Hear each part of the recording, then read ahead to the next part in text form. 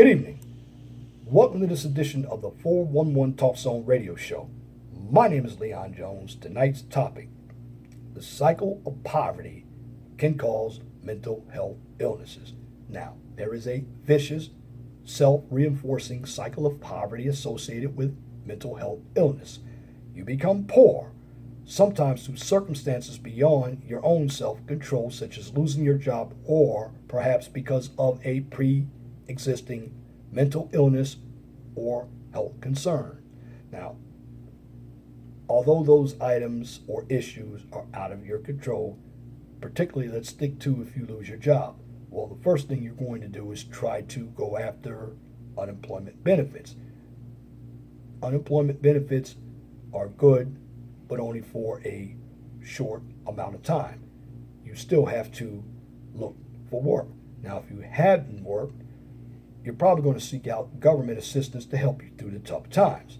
But yet, in your current situation, you are still in poverty. Because living in poverty for any significant length of time increases all sorts of risk factors for health and mental health problems. You're more stressed, worrying about money constantly, and how are you going to pay your bills, and do you have enough to eat?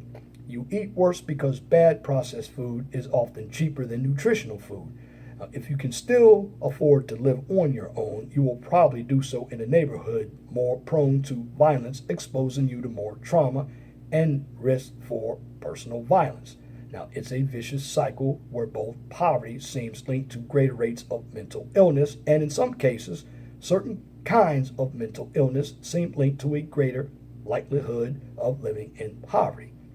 Now, the relationship between mental illness and poverty is a complex issue.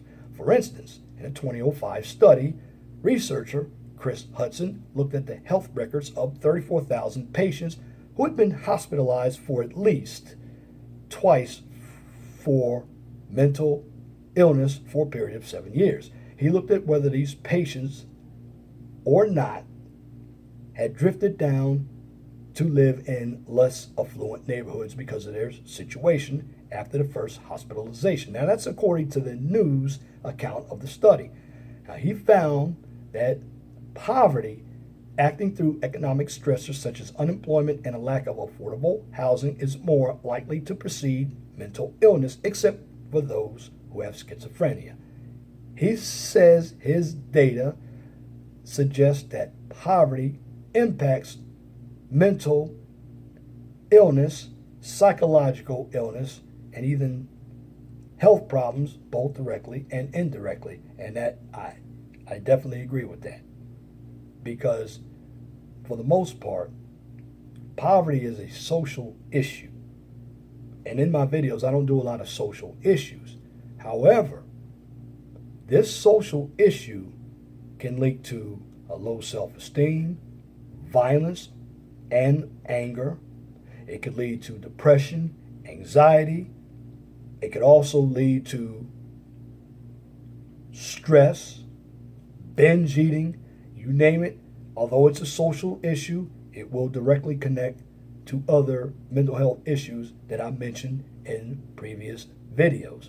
Now, when it comes to poverty, it's not just a U.S. problem. It's a problem in some of the regions throughout the world, like Africa, India, Thailand, Mexico, and China. Now, the problem, particularly here in America, is we believe that we can constantly give people handouts to help them throughout poverty. Well, if you go back to when Lyndon B. Johnson started the Great Society program, and it's now 52 years later, it really hasn't helped. Because programs that are primarily aimed at alleviating poverty had varied outcomes, but generally were not markedly successful in decreasing the mental health problems of the target populations. Unconditional cash transfer programs had no significant mental health effect, and microcredit intervention had negative consequences, increasing stress levels amongst recipients. So, what would be a decent solution? I always believe that if you want to take care of mental health problems, you need actual intervention intervention for mental health. And that's exactly what the researchers saw, because they looked at the impact of intervention programs aimed at improving the mental health of people who are living in poverty.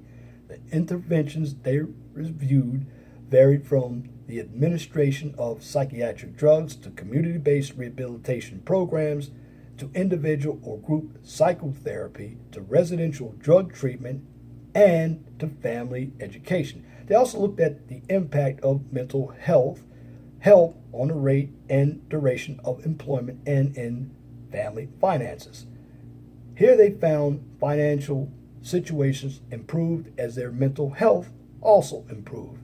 Now, with poverty and mental health issues being connected, there are no easy answers to deal with these issues, especially in times of economic decline or recession. Now, government money is less free flowing, especially to such intervention programs, while individual welfare programs continue to be well funded. Such funding priorities appear to directly contradict the latest research, where we should be emphasizing more treatment and recovering programs rather than individual handouts. Now, this is very true. Once a person gets on one of these programs, let's say they get on SSI or SSDI, well, getting off is going to be just as difficult sometimes as to get on. Why? Because the individuals who are on these programs become very comfortable. Not only that, social workers and others often encourage a person to remain disabled or in poverty so they can continue to receive their full benefits. Perversely, these programs often discourage work or even looking for work, and they tend to punish the recipient financially as soon as they do find work, with little time for transitioning off the program into work receiving a wage and benefits from their employer.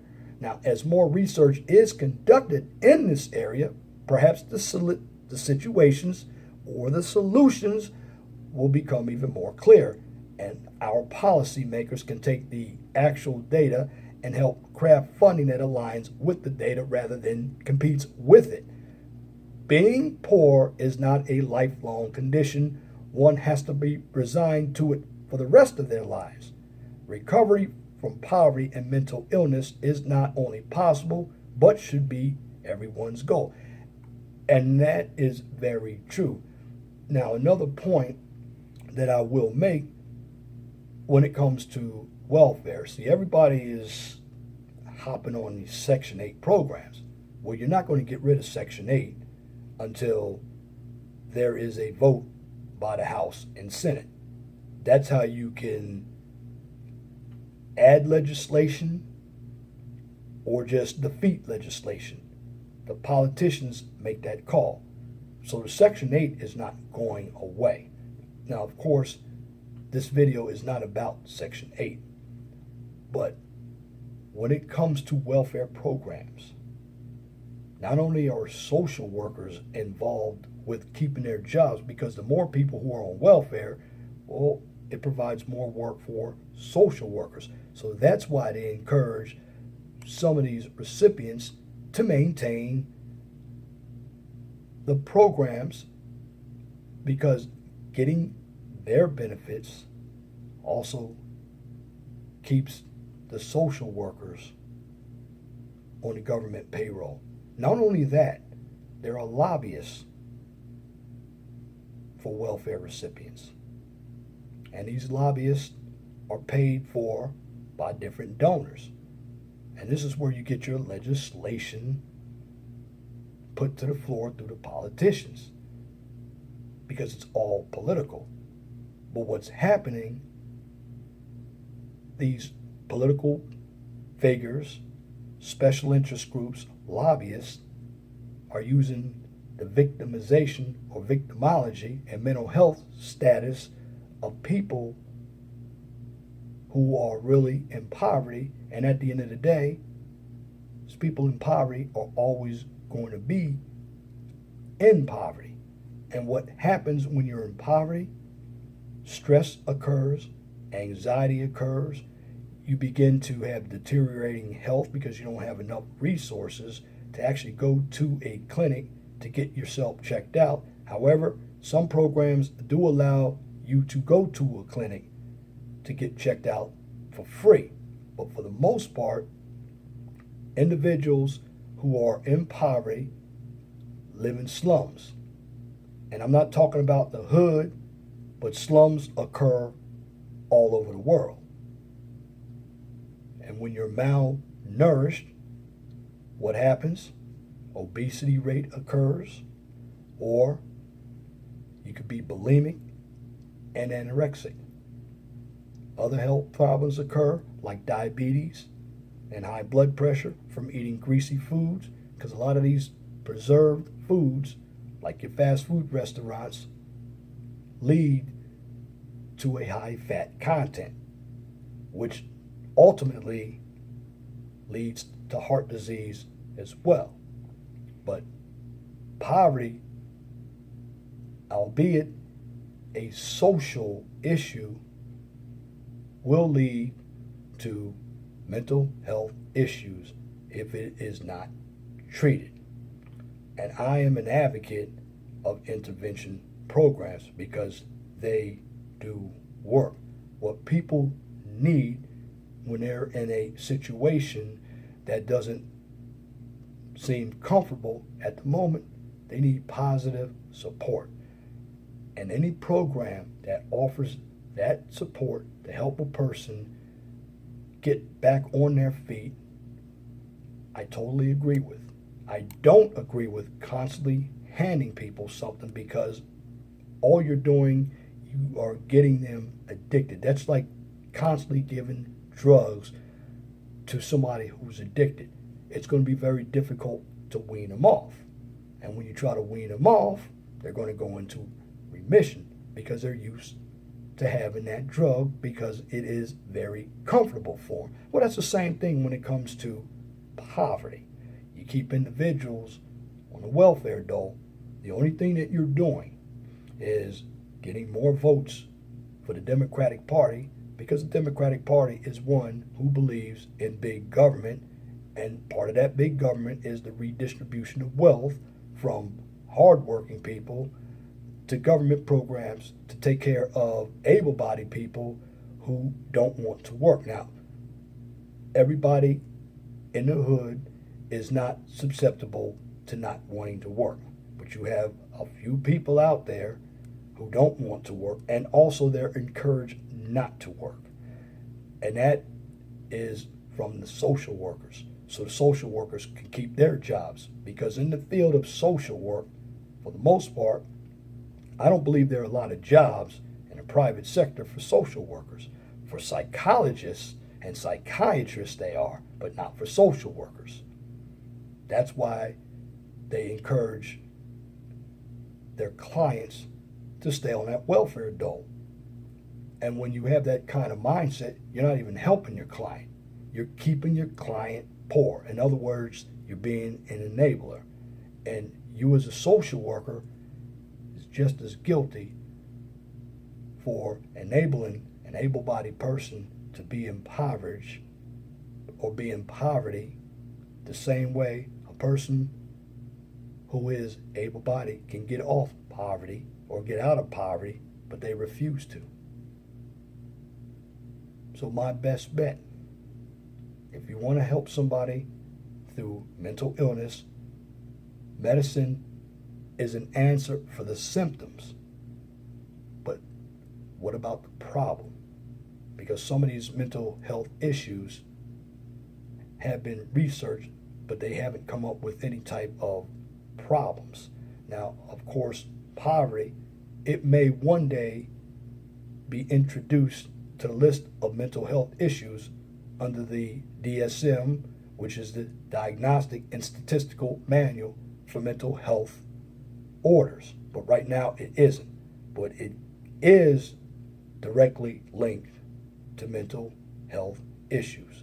So that being said, I just want to close out this video by saying this.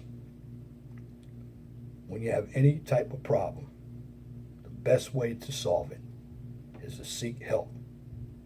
And there's no better help than rehabilitation, social groups,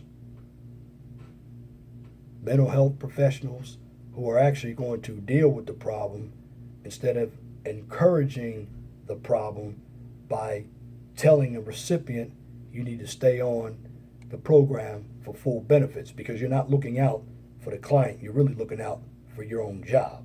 That is selfishness, and to me, that's against the code of being any mental health professional. Your job is to help people get through the symptoms of their problems so they can live a normal life.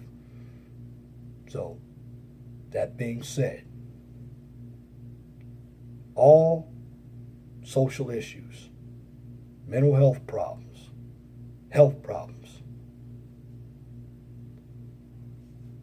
can be alleviated by intervention.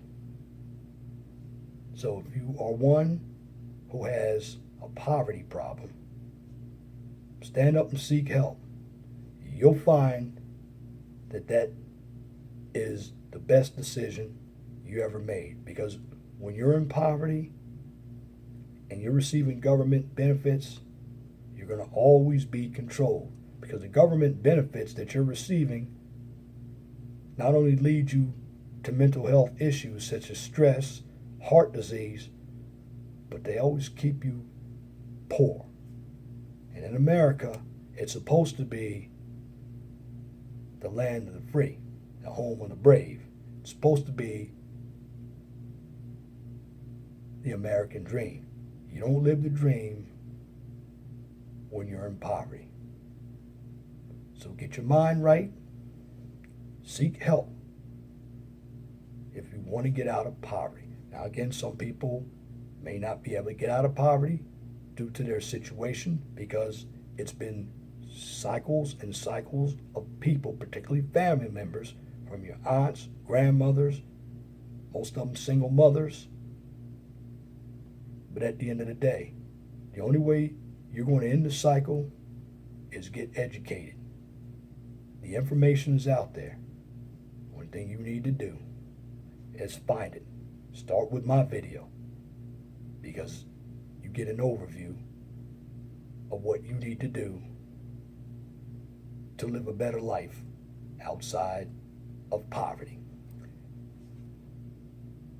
And that's this edition of the 411 Talk Zone radio show for this evening, Friday, July 28th, 2017.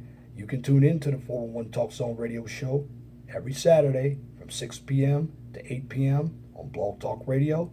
Guest call-in number is 215-383-5785. If you like my videos, please share and subscribe to the 411 Talk Zone radio show right here on YouTube, so I can continue to give you quality information for educational purposes from a professional and mature perspective. Now on this channel, I basically don't engage in debates, emotional or social issues. Now tonight I utilized a social issue, not to talk about the social issue, but to link it to mental health issues. So the social issue was paramount to the mental issues that I've always talked about. Connecting the dots here. So I want you to be mindful of that. And also, when it comes to drama, I don't participate in drama or unnecessary bickering. Why? Because it's counterproductive, and it doesn't make sense to do that, especially when you have a channel like mine that's geared for educational purposes. And what I'm doing is giving you information that I've researched along with my own personal experiences to help people make it in the real world. Because just like the topic tonight, you make a wrong decision while you're young or you're old, you can find yourself on poverty, and it's very difficult to get out of poverty. So when you have the tools, you use the tools correctly, you can make it no matter what the situation is in this country. It's going to be difficult for some, but it all takes the right mindset.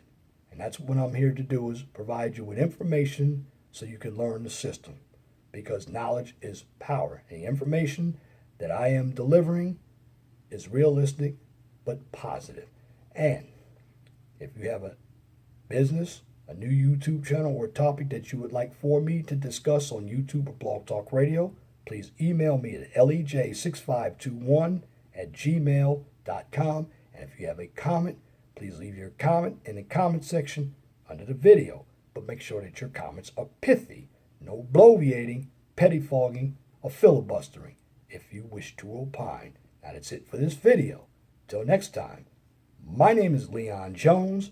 Remember, please be gentle and respectful to each other, and have a wonderful and blessed evening. Good night.